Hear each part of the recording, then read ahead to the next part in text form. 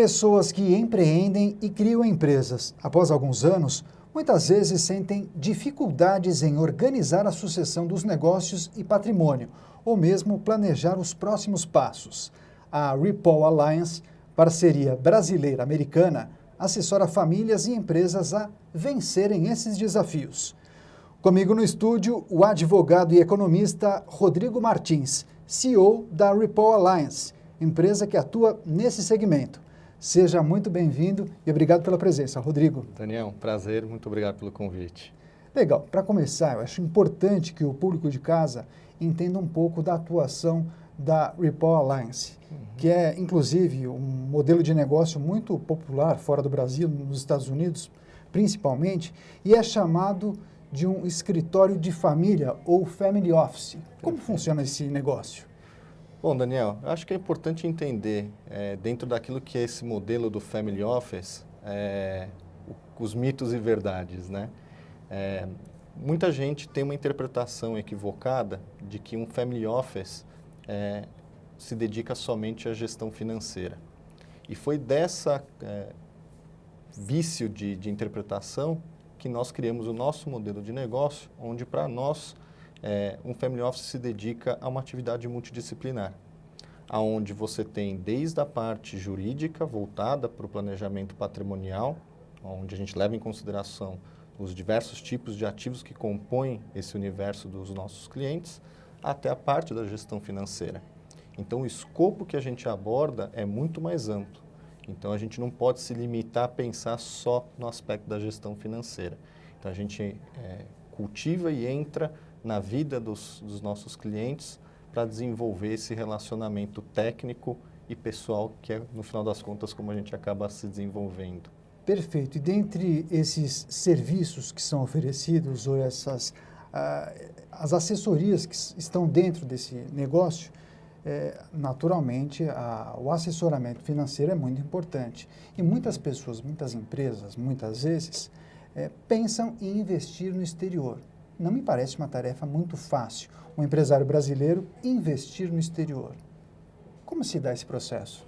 Daniel, é muito importante a sua colocação, porque a gente tem que navegar na evolução de todo esse processo que é a chegada no investimento no exterior. Então, na realidade, quando a gente pensa nesse processo, a gente dá início aqui no Brasil a todo o tratamento frente ao Banco Central, que a gente precisa passar por essa etapa para que os recursos possam ser legalmente enviados e alocados no exterior.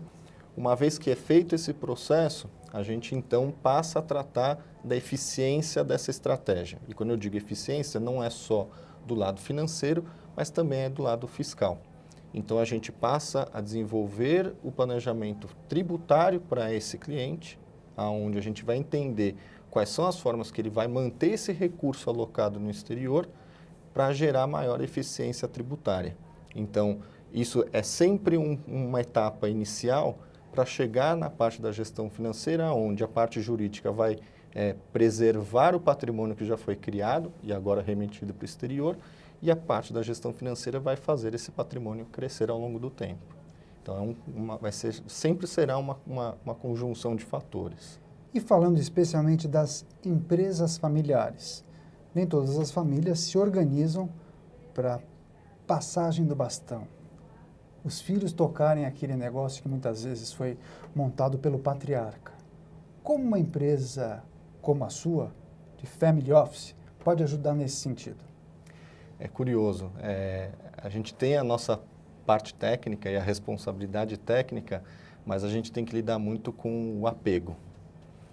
A gente tem gerações de empresários, gerações de famílias, né, onde ainda há muita centralização e muito controle sobre o universo patrimonial, o universo empresarial. Então, parte do nosso trabalho é a gente criar essa aproximação com a família. Muitas famílias até dizem que nós passamos a ser quase membros da família, onde a gente vai entender qual é a dinâmica familiar.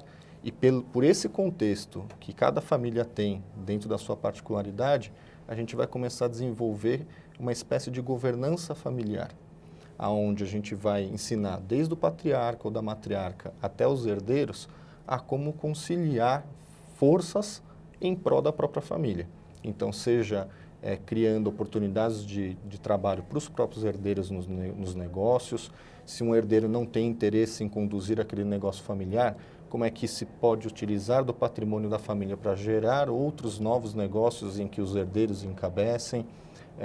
E da mesma forma, o aspecto da gestão financeira. Muitos patriarcas e matriarcas ainda têm muita restrição em relação aos herdeiros se envolverem com a gestão do seu dinheiro, do seu patrimônio. Então, isso é uma parte educacional e quase acadêmica que a gente desenvolve junto aos nossos clientes, onde a gente coloca em prática quase um assessoramento acadêmico, onde a gente passa instruções acadêmicas e conceituais para que a família se sinta confortável a ser vista e ser tratada como um todo. E aí a gente começa a desenvolver as outras etapas, porque se essa etapa inicial não estiver superada, a gente sabe que a tendência é encontrar obstáculos conforme o planejamento vai se desenvolvendo. Muitas pessoas acabam fazendo uma conexão do nome do negócio, da atuação de um escritório como o seu, Family Office, fazendo a conexão justamente com a administração somente da sucessão da empresa para os herdeiros. Mas não, muitas vezes acontece o planejamento de novos negócios, ampliação dos negócios, seja no Brasil ou mesmo no exterior. Há uma diferença aí. E Sim. como a Ripple Alliance atua? Perfeito. Nesse aspecto, é importante a gente entender que essa conciliação de matérias que a gente aborda dentro da nossa arquitetura, ou seja, a parte econômica, financeira, junto com a parte jurídica, é o que provê a ferramenta ou prover as ferramentas necessárias para conduzir esse processo. Então, muitas vezes, o que o cliente propriamente não entende é que, do nosso ponto de vista, a empresa do cliente é mais um ativo que compõe o universo patrimonial dele. E para nós, seja do ponto de vista estratégico, da diversificação de risco patrimonial, aquela empresa tem que ser levada em consideração. Então, não só o estado em que ela se encontra atualmente, como a própria evolução.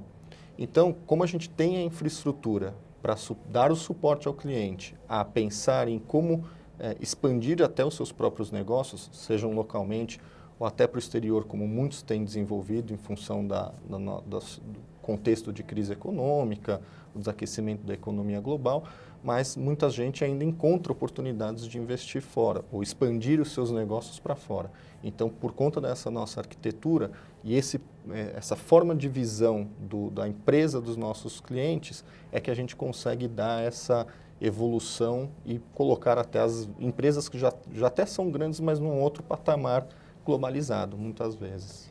E você não acha que lidar com grandes empresários, famílias que detêm muitos recursos ou muitas empresas, não há uma dificuldade muitas vezes em sugerir ou discutir determinada ação, porque muitas vezes esse empresário aposta sempre no mais tradicional, ou ele tem medo de ousar, ou ele acha que o filho não deve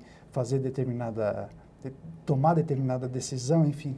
Como vocês lidam para administrar essa situação que nem sempre me parece fácil? Olha, é interessante porque isso é uma ocorrência reiterada. Então, o que a gente aprendeu ao longo do tempo, militando nessa atividade, é que a gente sempre tem que respeitar o perfil de cada cliente. Então, a gente tem que ter inteligência acadêmica e emocional suficiente para identificar o perfil do cliente, respeitar essa característica e usar a parte técnica para chegar no fim que a gente se determinar junto ao núcleo familiar. Então, as famílias muitas vezes sofrem um pouco nessa passagem de bastão porque não é um processo fácil, onde às vezes os patriarcas ou matriarcas entendem ou sabem que os filhos já estão preparados para assumir determinadas atividades na empresa ou dentro do escopo patrimonial da família. criam embates familiares muito grandes. E o que a gente busca também evitar nessa condução é justamente essa harmonização dos relacionamentos familiares. Então, os detentores do patrimônio, os geradores originários, eles têm que entender que existem ferramentas apropriadas e muito produtivas, que são benéficas à família, ao invés de se conter no seu próprio universo, que às vezes é a forma como eles acabam se portando em relação aos herdeiros. E a Ripple Alliance também ajuda a fazer, digamos, popularmente, esse meio de campo. A gente costuma dizer que, além de advogado, a gente trabalha quase como psicólogo também. E é importante também, viu, Rodrigo, nós deixarmos isso mais claro, porque muita gente desconhece, inclusive, esse trabalho que é desenvolvido pela Ripple Alliance, mas quem procura o serviço da Ripple Alliance? O que a gente estabelece e a gente cultiva junto ao nosso universo de clientes é que não existe um tamanho que seja impeditivo para que uma família comece a pensar a respeito do assunto. Como a gente identifica diversas vezes, são estágios de um processo onde a parte técnica vai se dedicar àquele momento daquela família e que nunca é uma identificação rígida ou fixa. Por quê? O planejamento patrimonial é um processo evolutivo, onde constantemente o que a gente vai equalizar são os conflitos, tanto de legislação, que às vezes você tem, né, do exterior, com a legislação brasileira, por exemplo. Isso é um fator determinante para o sucesso das iniciativas de planejamento patrimonial. E você poder alocar para aquele cliente aquilo que o momento lhe permite. Então, não é porque você é uma companhia, você é uma família em construção, ou que tem uma companhia que ainda está no seu início, que você já não pode começar a pensar em como buscar eficiências para que esse negócio cresça e componha o seu universo patrimonial da forma mais salutar possível. Então, óbvio que talvez por ainda uma deficiência no acesso às informações, houve um período em que os clientes maiores, de maior porte, empresas já de maior porte, ainda que familiares, foram os primeiros que começaram a procurar esse tipo de assessoramento. Mas hoje em dia, até as startups, já clientes hoje, muitos empresários voltados para a parte de fintechs, por exemplo, onde você tem um crescimento muito rápido das companhias, ou seja, no universo patrimonial isso passa a ser rapidamente representativo, que não estejam já também procurando. Rodrigo, as pessoas assistem à entrevista, temas muito importantes você tem trazido para a gente. Agora, que tipo de empresário procura a Ripple Alliance? E que análise é feita para vocês oferecerem um serviço customizado? Perfeito. Daniel, não existe uma regra em termos dos empresários que nos procuram, porque é um universo onde a adoção da parte técnica para cada cliente pode ser moldada ao seu próprio momento. Então, você tem desde empresários que estão no início da formação profissional, até empresários já com ativos bem consolidados, empresas bem consolidadas. Então, para cada um desses clientes, a gente tem um universo, um horizonte onde a gente pode atuar. E quando a gente inicia esse processo, a gente sempre leva em consideração 3 máximas que a gente chama, que é onde o nosso cliente está alocado, e quando eu falo cliente é o proprietário originário do patrimônio e os seus membros da família, porque às vezes você tem filhos já residindo em outros países, outras regiões, então isso tem que ser levado em consideração. O local dos ativos dos nossos clientes, então você às vezes tem empresários que têm operações aqui no Brasil, tem operações já no exterior, você tem ativos financeiros aqui, ativos financeiros também no exterior, então você tem que levar em consideração esse universo. E depois a própria estrutura que vai ser utilizada para esse cliente. Então, dentro do portfólio de soluções que a gente desenvolveu, você acaba lidando com determinadas jurisdições que vão ser mais apropriadas para cada cliente, cada escopo que a gente estiver lidando. Então, essa tríplice, como a gente chama, faz parte do diagnóstico, que é como a gente começa a identificação de como planejar de forma customizada a solução para aquele cliente. Eu estou conversando com o Rodrigo Martins, ele é CEO da Ripol Alliance. Eu acho importante você explicar para o público de casa a relação entre a Ripol americana e o escritório Ronaldo Martins, fundado pelo seu pai. Perfeito, Daniel. Na realidade, como para a nossa atividade é fundamental existir essa conexão multidisciplinar, o casamento perfeito veio da união da Ripol Alliance com o Ronaldo Martins Advogados. Cada um respeitando a sua funcionalidade dentro do planejamento, mas de forma concreta e conjunta, atuando em benefício do cliente. Perfeito. E quem quiser conhecer mais da atuação da Ripol Alliance, certamente deve ter condição de acessar a internet e descobrir mais do trabalho de vocês. Como o público de casa pode fazer?